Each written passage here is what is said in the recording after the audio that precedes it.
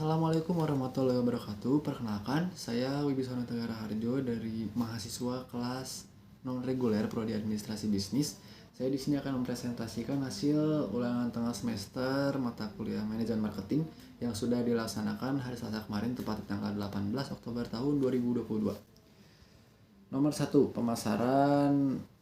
Nomor 1 tentang pemasaran. Secara formal ataupun informal, orang dan organisasi terlibat dalam sejumlah besar aktivitas yang dapat kita sebut pemasaran. Kemudian apa yang dimaksud dengan pemasaran? Pemasaran adalah fungsi organisasi dan serangkaian proses untuk menciptakan, mengkomunikasikan, dan memberikan nilai kepada pelanggan untuk mengelola hubungan pelanggan dengan cara menguntungkan organisasi dan pemangku kepentingan. Lalu, kenapa pemasaran sangat penting bagi perusahaan? Karena dengan adanya pemasaran, produk yang dibuat akan lebih dikenal orang dan lebih terjamin keasliannya, serta lama-kelamaan orang tersebut akan menjadi konsumen tetap kita. Sebaliknya, jika dalam penjualan tidak ada pemasaran, produk yang kita buat tidak akan dikenal oleh orang, apalagi untuk mendapat konsumen tetap. Kemudian, apa saja sih yang dipasarkan oleh perusahaan? Ada barang atau goods, barang-barang fisik yang tersebar dari perusahaan produksi pemasaran kebanyakan negara. Di antaranya ada makanan segar, kaleng, kemasan, dan beku. Kemudian ada produk jasa atau servis. Ketika ekonomi maju, semakin besar aktivitas ekonomi terfokus pada produk jasa. Contohnya ada guru, tukang pangkas, dan salon, teknisi, akuntan, lawyer, bankir, dan dokter. Lalu ada acara atau event yang biasanya seperti contoh pameran dagang, pertunjukan seni, dan ulang tahun perusahaan.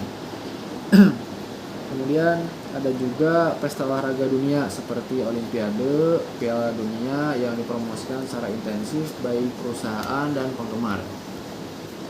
Lalu pengalaman atau experience dengan memadukan beberapa produk dan jasa dan barang, perusahaan dapat menciptakan, memamerkan, dan memasarkan pengalaman atau experience. Contohnya ada Dufan, Disneyland, Ancol, dan warung kafe yang normal.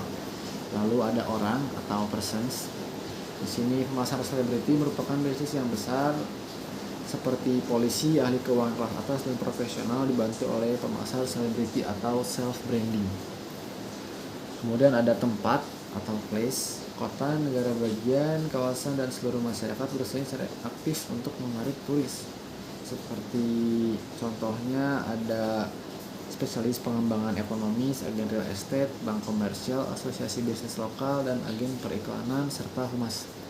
Lalu ada properti atau properties.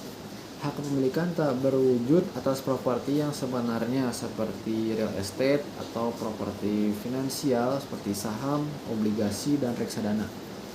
Lalu ada organisasi atau organizations. Di sini organisasi secara aktif bekerja untuk membangun citra yang kuat, disukai, dan unik di benak publiknya. Contohnya partai politik, organisasi kemahasiswaan, dan lembaga masyarakat.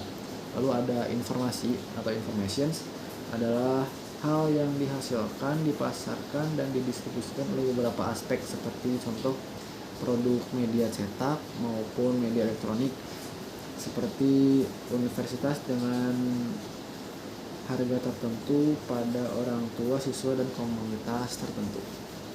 Lalu ada ide. Setiap penawaran pasar mengandung sebuah ide dan gagasan. Dasar contohnya seperti ajakan jagalah kebersihan, selalu tertib lalu lintas, dan lain sebagainya. Yang dimaksud kepuasan pelanggan adalah suatu hal yang dicari atau dibutuhkan konsumen untuk memenuhi kebutuhan yang dibutuhkan seperti suatu barang atau jasa, mempunyai produk atau jasa yang terbaik, berkualitas merupakan incaran pelanggan. Karena semakin baik kualitas produk, tentunya produk ini akan dipertimbangkan oleh konsumen. Dalam beberapa kasus customer atau pelanggan seringkali mengalami kepuasan dalam bertransaksi maupun ketidakpuasan dalam bertransaksi.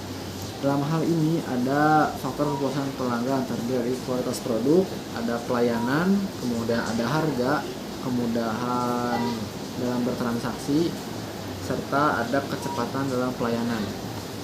Kemudian untuk faktor ketidakpuasan pelanggan terdiri dari sifat pelaku usaha, tempat, kemudian ada harga, lalu ada kecepatan transaksi. Ketidakpuasan dan kepuasan pelanggan dalam kisah nyata penulis. Kepuasannya itu kecepatan transaksi yang baik, keefektivitasan layout toko yang tidak ribet, kesesuaian harga dengan yang tertera pada iklan, lalu kenyamanan tempat berbelanja, ketersediaan barang secara lengkap, pelayanan yang baik. Lalu untuk ketidakpuasan yang tersendiri ada budaya antri yang buruk, minimnya tempat sampah kering, terdapat gembok loker yang tidak berfungsi secara optimal sehingga menyebabkan kekhawatiran ketika akan menitipkan barang. Lalu kultur customer yang cenderung banyak bertanya namun tidak jadi membeli. Lalu tidak sedikit customer yang tidak tertib mengambil barang, cenderung mengacak-acak rak barang dagangan. Usia dan tahap siklus hidup seseorang berpengaruh terhadap pola konsumsinya. Kenapa demikian? Karena semakin bertambahnya usia, mereka memerlukan barang sesuai dengan kebutuhan mereka, tidak lagi menginginkan barang yang untuk menunjang gaya hidup dan sebagainya. Tanggung jawab apa sih yang harus dilakukan oleh pemasar? Terus cermat-cermat bagi seorang pemasar untuk menganalisis bagaimana sih cara produk A bisa lebih laris daripada produk B.